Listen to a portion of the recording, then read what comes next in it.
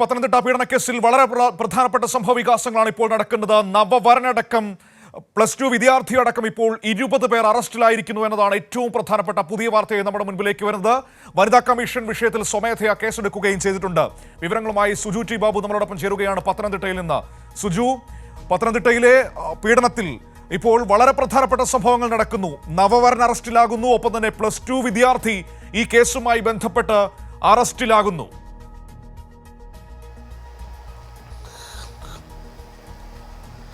മനു, ഈ സംഭവത്തിൽ ഏറ്റവും ഒടുവിൽ രണ്ട് പ്രധാനപ്പെട്ട കാര്യങ്ങളാണ്. ഒന്ന്, കൂടുതൽ ആളുകൾ അറസ്റ്റിലാകുന്നു. മറ്റൊന്ന്, ദേശീയ വനിതാ കമ്മീഷനും വിഷയത്തിൽ ഇടപെടുന്നു. സംസ്ഥാന വനിതാ കമ്മീഷൻ സ്വമേധയെ കേസെടുത്ത് പത്തനംതിട്ട SP-യോട് റിപ്പോർട്ട് ആവശ്യപ്പെട്ടിട്ടുണ്ടെന്നാണ് ഒരു പ്രധാനപ്പെട്ട ഒരു കാര്യം. മറ്റൊരു കാര്യം, ഏറ്റവും ഒടുവിൽ ഇപ്പോൾ 6 പ്രതികൾ കൂടെ കേസിൽ അറസ്റ്റിലായിരിക്കുകയാണ്.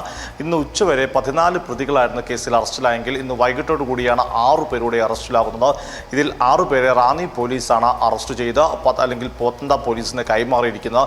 ഇതിലൊരു നവവരൻ, ഏതാനും ദിവസങ്ങൾക്കുള്ളിൽ വിവാഹം നിശ്ചയം നടത്തേണ്ടതായ നവവരനും 3 ഓട്ടോ തൊഴിലാളികളും ഉൾപ്പെടുന്നു. ഇന്ന് ഉച്ചവരെ അറസ്റ്റിലായ 16 പ്രതികളിൽ ഒരാൾ 17 വയസ്സുകാരനായ +2 വിദ്യാർത്ഥി എന്നതും കേസിൻ്റെ ഗൗരവം വർദ്ധിപ്പിക്കുന്ന ഒരു കാര്യം തന്നെയാണ്. അതിൽ ഈ പെൺകുട്ടിയുടെ പെൺകുട്ടിയുടെ സുഹൃത്തിൻ്റെ സുഹൃത്തുക്കളും അടങ്ങുന്ന വലിയൊരു സംഘമാണ് ഇതിനോടകം തന്നെ അറസ്റ്റിലായിരിക്കുന്നത്. ഈ കേസ് പെൺകുട്ടിക്ക് 13 വയസ്സുള്ളപ്പം സുബിൻ എന്ന് പറഞ്ഞ യുവാവ് പെൺകുട്ടിയുടെ നഗ്നചിത്രം ആദ്യം പെൺകുട്ടിക്ക് തൻ്റെ അശ്ലീല ദൃശ്യങ്ങൾ അയച്ചു കൊടുക്കുകയും പിന്നീട് പെൺകുട്ടിയുടെ കയ്യിൽ നിന്ന് നഗ്നചിത്രങ്ങൾ കൈപ്പറ്റുകയുമായിരുന്നു.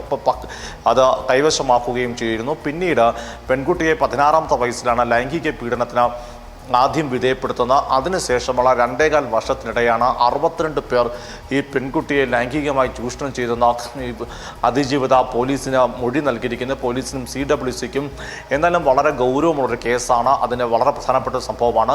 ഇതിൽ എടുത്തു പറയേണ്ടത്, ഇത്തരം ഒരു പീഡന വിവരം പുറത്തു വരുന്നത് അല്ലെങ്കിൽ നിയമ നടപടിയിലേക്ക് കടക്കുന്നത് ഇത് കുടുംബശ്രീയുടെ ജെൻഡർ കൗമാര കൗൺസിലിംഗ് ക്ലാസ്സിൽ വെച്ച് കൗൺസിലറാണ് പെൺകുട്ടിയെ ആദ്യം വെളിപ്പെടുത്തുന്നത്. പിന്നീട് സ്നേഹിതയിലേക്ക് കേസെത്തുന്നു. അതിനുശേഷം CWC ആണ് ഇത് പോലീസിന് കൈമാറുന്നത്. അത്തരത്തിൽ ഒരു സംവിധാനവും മികച്ച രീതിയിൽ പ്രവർത്തിച്ചതുകൊണ്ടാണ് ഇത്തരം പ്രതികൾ പ്രതിപ്പട്ടികയിലേക്ക് പിന്നീട് പിടിയിലാവുകയും ചെയ്യുന്നത്. ഇതിനോടൊപ്പം തന്നെ കേസുകളാണ് സുജു ഈ സമയം വരെ രജിസ്റ്റർ ചെയ്തിരിക്കുന്നത്. ആകെ അറസ്റ്റിലായിരിക്കുന്നത് 20 പേരാണോ?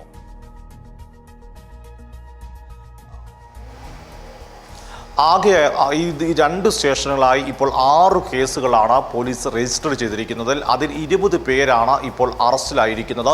കൂടുതൽ പ്രതികളുണ്ട്. ഇനിയും കൂടുതൽ ആളുകൾ അറസ്റ്റിലാകും. കൂടുതൽ FIR പോലീസ് ഇടേണ്ടി വരും. എന്തായാലും ഇപ്പോൾ നിലവിൽ 20 പ്രതികൾ അറസ്റ്റിലായിട്ടുണ്ട്. മനു, ശരി, ഓക്കെ. സുജു ടി ബാബു പത്തനംതിട്ടയിൽ നിന്ന് വിവരങ്ങൾ നൽകിയത്. പത്തനംതിട്ട പീഡനക്കേസിൽ ഇപ്പോൾ 20 പേർ അറസ്റ്റിലായിരിക്കുന്നു. അതിൽ ഒരു +2 വിദ്യാർത്ഥിയുണ്ട്, ഒരു നവവരനുണ്ട്, ഓട്ടോറിക്ഷ ഡ്രൈവർമാർ അടക്കമുണ്ട് എന്നാണ് നമുക്ക് മനസ്സിലാക്കാൻ കഴിയുന്നത്.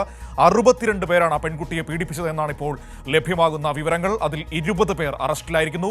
2 സ്റ്റേഷനുകളിലായി 6 കേസുകളാണ് രജിസ്റ്റർ ചെയ്തിരിക്കുന്നത്. വരും ദിവസങ്ങളിൽ കൂടുതൽ അറസ്റ്റും കൂടുതൽ കേസുകളും ഇതുമായി ബന്ധപ്പെട്ടുണ്ടാകുമെന്നാണ് നമുക്ക് മനസ്സിലാക്കാൻ കഴിയുന്നത്.